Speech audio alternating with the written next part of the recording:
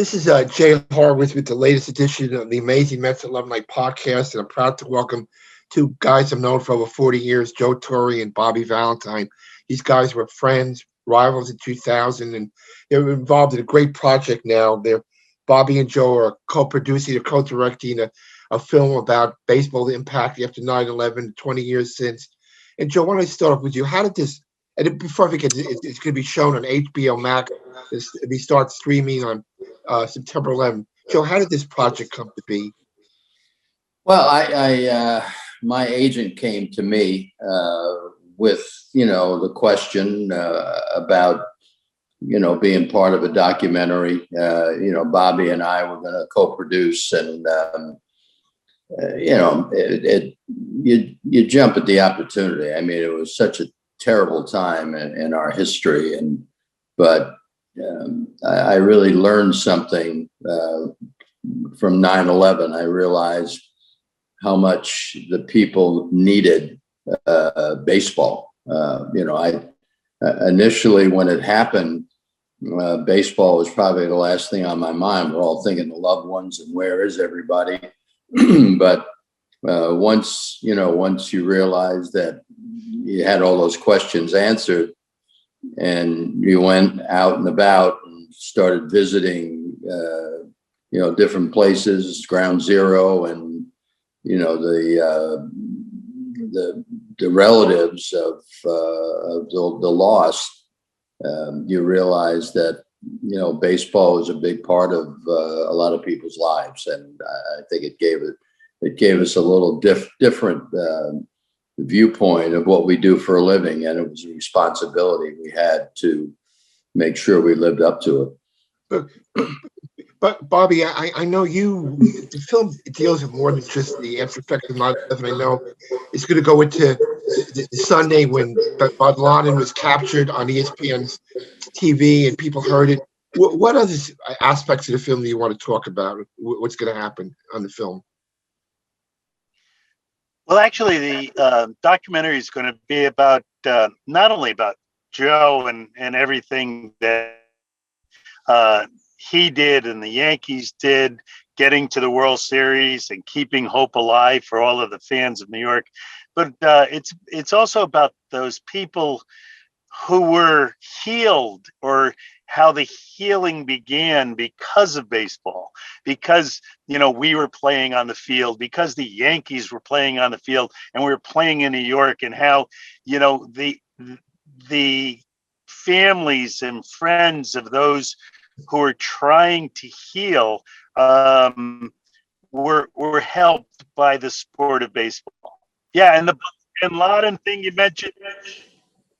Jay, when you mentioned the Bin Laden thing, I was doing a Sunday night telecast with ESPN in Philadelphia when they started chanting USA.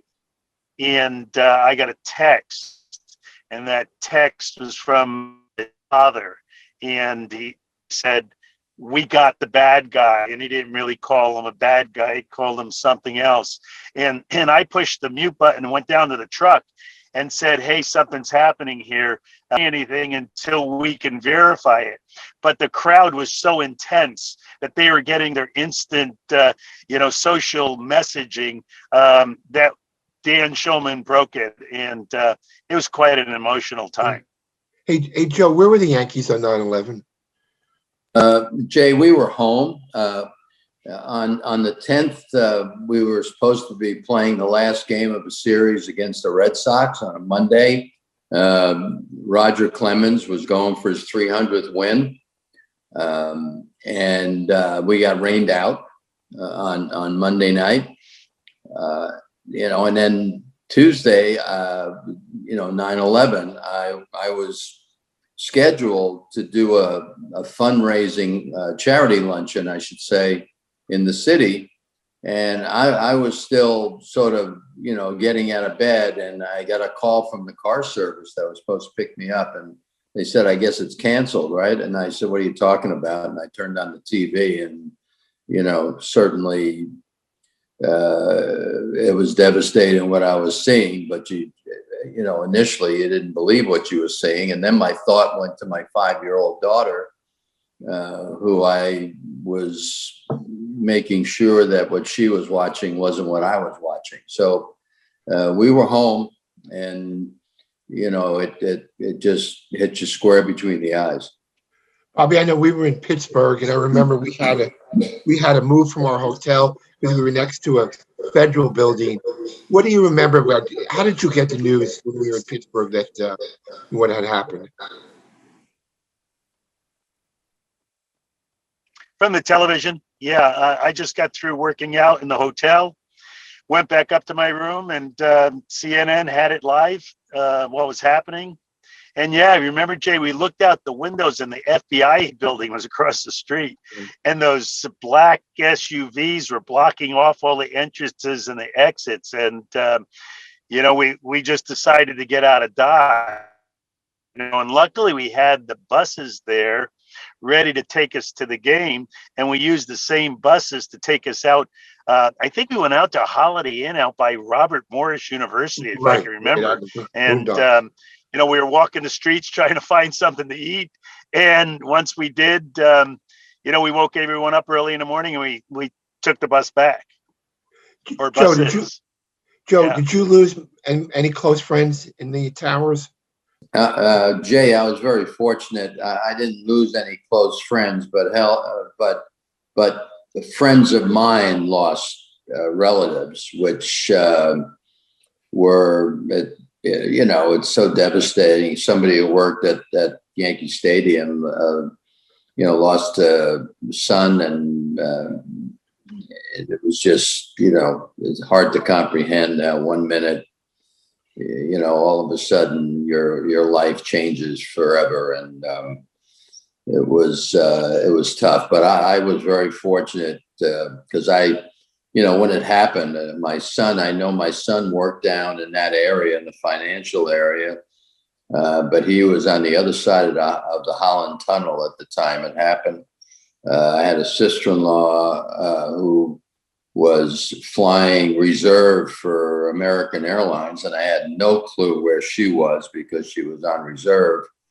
And we eventually found out that, she was in Europe. And so I deem myself very lucky to not have lost any close friends. Bobby, I know you lost one close friend. I was very familiar with Chris Quackenbush, who was killed in the North Tower. I remember that hit you pretty hard. Do you want to say a little something about Chris? Yeah, well, amazingly, Chris was one of the founders of Sandler O'Neill, and his company was devastated in that horrific event. And he went to work that morning, and that was the last anyone had seen of him. He was a big Mets fan, season ticket holder, and the year before, and bidded on the having his kid boy at the All-Star game that Joe and I managed out in Seattle, and just the month before. That All-Star game happened to be the last game that the family attended together. And then fast forward, as crazy as it is, Jay, his son CJ was the image, or the cutout that I put in the stands was sold by Chris Quackenbush's son. So it's amazing how baseball connects the whole world. That was a devastating loss, along with my doctor's brother was also lost at that time. And those are wounds that really never heal. Can we talk baseball for a couple of minutes? Hey, Joe, when you became the manager of the Mets in May of 1977, player manager, about a month later, with the Mets traded for Bobby Valentine, did you have any input to that trade, or what did you think about when the Mets got him the June 15th, 1977? Yeah, a couple of weeks later. I mean, I got the job on the 31st of May, and knowing going in that we were going to trade Tom Seaver, and I can't tell you how many phone calls I got because we were on the road, not to trade Tom Seaver. And, it was, predetermined because, he had just gone down the road too far with M. Donald Grant. I guess you had to figure in Dick Young in that whole situation. It just got really ugly. And Tommy was, he was such a pro during the whole thing. And I remember the night he got traded, we were in Atlanta, and he come over and asked permission if during the game if he could go and fly home. When he knew he was getting traded for sure that night, he asked if I would let him go home early and fly back to New York. And I had no problem doing that. He just wasn't emotionally ready to face the press that night. And and then of course the next day he did, and it was still very emotional for him. And Bobby came the same day, right? Yes, Bobby came, and we also we traded Mike Phillips and Dave Kingman, and it was a purge, so to speak. But it was sort of a love-hate thing for me because, you hated losing, the players, but managing was brand new for me. So I was excited about the prospects of just managing. And, you don't always, have a choice on, who gets dealt or what happens. But as I said, it was still brand new to me, and I was excited about that. It was tough losing good players, but we had good players come back. Joe, what did you know about Bobby back then? What did you know about him as a player? Well, I knew Bobby had a very, very high expectation, and then, in the way Bobby played, he didn't know from fear. He played hard all the time and winds up getting hurt and hurt his leg, which, he continued to play hard and run hard, but he didn't have the speed that he once had. And it obviously affected, how his career turned out. I mean, he still he knew what he was doing at the plate. He was very cerebral, and it didn't surprise me that he became a manager because, he was very intelligent. And still is, by the way. I didn't want to take that away from him, but he was always in. And I think the fact that he started in the Dodger organization, is a benefit, because the Dodgers always had a quality organization that nurtured their players in a proper way. Bobby, what was your feeling when you knew your local guy from Connecticut? We feeling coming back to a local team. Well, Jay, let truth be told that I think Joe McDonald remembered me as a high school player, and he might not have seen the memo about my breaking my leg in '73, and this is 4 years later. And I played on the West Coast the entire time. I was now with San Diego, which was my fourth team, I think, or my third team that I was with, and I stunk. I wasn't a very good player. Matter of fact, I got to the Mets, and by the time September rolled around, I went into Joe's office and I said, Joe, I can't do this. My leg doesn't bend the way it should. I'm falling down when I'm running around the bases when I ever have a chance to do it. And maybe Dr. Jim, what was his name? Jimmy. Jim Parks. That's right. Our orthopedic surgeon. Maybe Jim could reconstruct my ankle and make it better. So I took the last month of the season off because I was tired of embarrassing myself. And the operation to reconstruct my ankle really didn't work because I don't think anything was going to work. So Joe is just so good to me. He kept trying to, let me go out there and give me an opportunity to play. And, being part of that June 15th day was was quite the challenge. I don't know. There were a lot of people in my hometown who were excited that I was back, but they were so upset in Stanford that Tom Seaver was traded, let alone Dave Kingman also, and I was in the Kingman trade, that it wasn't a real friendly time as far as the fans were concerned. Let's jump ahead to the Subway Series is about to start in Yankee Stadium. Bobby, how much pressure, we played in the first one in 90s, how much pressure did you feel when you went against the Yankees and Joe when it first started in the late 90s to win? Well, what was unreal, as you guys remember, is we had the police caravan where they stopped all the traffic on the bridges and on 87 that people were not allowed to get on the highway, and here comes our bus. We dressed at Shea Stadium and then were bussed over to Yankee Stadium with a motorcade. It was surreal. People were lining the streets. When we got into the Bronx, they were yelling and screaming. People were, camping out, it seemed, overnight just to get a glimpse of the bus as it came in. It was 97, 98. It was unbelievable. And remember, the Mets had to play the Yankees twice as much as any of the other interleague teams.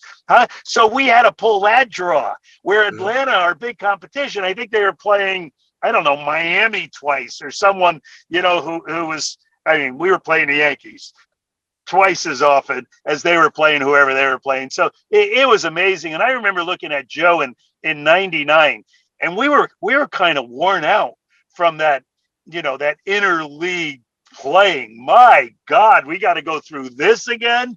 It was really, really trying. And then once we felt that we had enough of it, then we wind up playing each other in the World Series. It was unbelievable. Joe, what were your recollections of those first couple of games?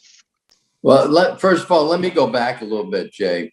I was managing the Mets, and and then we were going to play the Yankees in the Mayor's Trophy game. Now, this is just an exhibition game during the course of the year, and M. Donald Grant wanted us to pitch our best pitcher against the Yankees in an exhibition game. And I remember we were playing at the stadium, and Billy Martin was managing the Yankees, and we had a tie game in the 8th inning or 9th inning. And all of a sudden, a baseball comes over. I wish I'd have kept it. A baseball came over from the Yankee dugout, and I was standing at the end of the dugout, the home plate side. And I get the baseball and I look at it, and it's a note from Billy. And he says, "Who's going to squeeze, you or me?" But then, and then let's fast forward. All right, give me in 1996, my first year with the Yankees as manager. And we ended the spring like we do every year playing the Mets, a weekend series or whatever it is. And then we were going to open the season in Cleveland. Well, George Steinbrenner is in my office in Tampa, and he says, we got to beat these Mets. He comes in and gives you the mandate. You got to beat these Mets. I said, let me ask you something, George. Now I'm just playing with him a little bit. I said, George, if you had a choice of beating the Mets 2 out of 3 or being Cleveland 2 out of 3, which one would you choose? And his response was, don't ask me that question. Right. And meanwhile, the Cleveland games counted. The Mets games didn't count. But playing against Bobby and the Mets in 2000, the stress level, I had never been to a World Series until 96. And we had a little experience with it, but,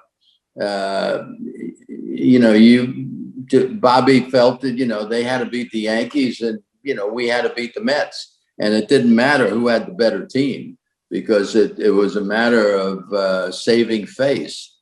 But it was tough, Jay, because when you'd go out and drop off your dry cleaning or go to the grocery store. That's all people talked about. And it was an unbelievable pressure-packed series. And then, of course, George, when we went over to Shea Stadium, he looked around and he saw all the Met logos on the stools that we were in the clubhouse. And the next day he moved all our furniture over from Yankee Stadium to Shea Stadium. So we'd have, our own chairs and all that stuff. So it got, it was far more than just playing the game on the field. That's for sure. Yeah. You guys are bonded with this film, but you really have worked together on a lot of projects. Like, I know, Joe, you support Bobby. We was trying to raise money for Sacred Heart, which is the athletic director. And I know that Bobby has supported Joe's Stay for Home Foundation. Why don't you just talk about, Joe, your charity? How did you first become interested in charity and really support all the charities in New York? Well, when I grew up in a home where my dad was abusive to my mom, and I never wanted to talk about it. I knew, my wife, Allie, she, we talked a little bit, but I never went into detail and never, went about how I felt. And, I had I had low self-esteem. I mean, in high school, I never even went out for my high school baseball team as a freshman because I didn't think I was good enough. So I didn't have a whole lot of confidence. And I thought I was born with those feelings. Then we went to a seminar. I remember Allie was 8 months pregnant with our daughter, Andrea, and we were in Cincinnati because I had just gotten the Yankees job. And so we went into this self-help 4-day symposium, and it was a speaker that sort of struck a nerve with me, and I got very emotional. And that's when I realized it's okay to talk about what went on in my life. And so when we got to New York, Allie said, "What charity should we get involved with?" I said, "How about domestic violence?" And it was her idea, and my older daughter, Tina, to do it through education. So we put safe rooms in schools, have a master's level counselor, and kids who are dealing with, abuse, and whether it's be physical or emotional in their homes, we give them a chance to talk about it, let them know it's not their fault and they're not the only ones going through it. And, we've had 100,000 kids come through our program, and we started our program in 2003. And it's just been very rewarding for me because, we know what we do works, and it's, the kids are our future. And it's been a work of love for me. Bobby, I know you involve a lot of charities. One I'm most familiar with, you really helped get the line with Tuesday's Children, who was responsible for assisting over 3,000 kids who lost a parent on 9/11, and we're still bonded with them today. You talk about how you got us involved with that in the beginning. Well, Jay, it was your inspiration. I met with many of the first responders who were suffering at the time, and they wanted the kids to come to the ballpark and maybe brighten up their day. And it happened to be a Tuesday, the first night. I brought some of the kids in, and you facilitated everything. You got us the Jet locker room where we went in and met with the kids. And before we knew it, we were doing it every Tuesday. It was spectacular that we were able to do it even during the winter. That winter, if you remember, I had that restaurant across the street, and the kids would come there, and there were lives affected. But you and Shannon, you were the engine that drove that bus. I might have been a passenger on it for a while, but you did a great job with that. Well, you did too, Bobby. I want to talk about a couple last questions. A gentleman you guys are both familiar with, Bush 43 was heavily involved in 2001. And Bobby, you worked for him in Texas. We were surprised at how well, maybe not how well he did, the impact he had on the country when, speaking down at Ground Zero with the megaphone and which remembrance of George Bush? Well, I think he was a great person, a great friend. He just donated to my mayoral campaign. So, we'll live on forever. But the unprecedented role that he leading our country during that time of attack against our homeland. It was unprecedented. I hope it never happens again. But when he was on that rubble and when he said that we shall never forget, and when he was throwing out that first pitch of the World Series at Joe's game, and he and Derek and Joe, told him not to bounce it. I mean, those are little things in my life that will live on forever. And Joe. Yeah. Joe, talk about what do you remember about the first ball that against Arizona in the series? Oh, well, I tell you, first off, there was rumors, going around the clubhouse that the president was going to show up, but obviously because of the time, we were in, they never said for sure that he was going to be there. So we had a feeling he was going to be there. And then when he showed up and he was going to throw out the first pitch and he went and warmed up with Derek in the batting cage. And, of course he had the bulletproof vest on, and Derek, and only the style that Jeter can present to you. He says, where are you planning on, throwing the first pitch from? He says, if you're in front of the mound, they're going to boo you. You're going to have to get on the mound. And he said, just don't bounce it. And God, he put this in the president's head, and the president said, yeah, thanks a lot. And to his credit, I mean, he walked out of that runway and up through our dugout, and it was like, he was on a mission. And he went out to the mound and he had a great reception from the fans. I don't care if you're, Democrat, Republican, whatever it was, it didn't really matter. This was our leader. And he went out to the mound, and I'll be damned if he doesn't throw one right down the middle. And, he was pretty proud of himself, but he certainly was carrying a lot of pressure from DJ. I know that. Wow. Joe, let me ask you, did you ever think of running for political office like Bobby is? We're all the Mets family, everyone's getting back of Bobby running for mayor of Stanford. Did you ever think of running for office at all? No, Bobby knows I don't run very fast, so I probably wouldn't be successful, but I'm willing to stand on the sidelines and root for him. But no, I never did. I just, politics is a concern for me, and I'm not aligned with either party, but I am an American, and I wish to hell that people can try to find a way to get along. And I know that's pie in the sky thinking, but I never really felt that I was qualified to run for public office. Well, I know Bobby will do a good job. Hey guys, I really appreciate your time. So September 11th, streaming on HBO Max. Bobby and Joe will be interviews about Al Leiter, John Franco, Bertie Williams, and Derek Jeter. And I appreciate your time. One personal thing, Joe is my first manager. Told me what it was like to get involved in the major leagues, introduced me to all his friends, and Bobby's been a friend for 40 years too. So we wish Bobby much success on November 2nd in Stanford, and Joe, keep doing what you do. Everybody stay healthy, and thanks again for your time, guys.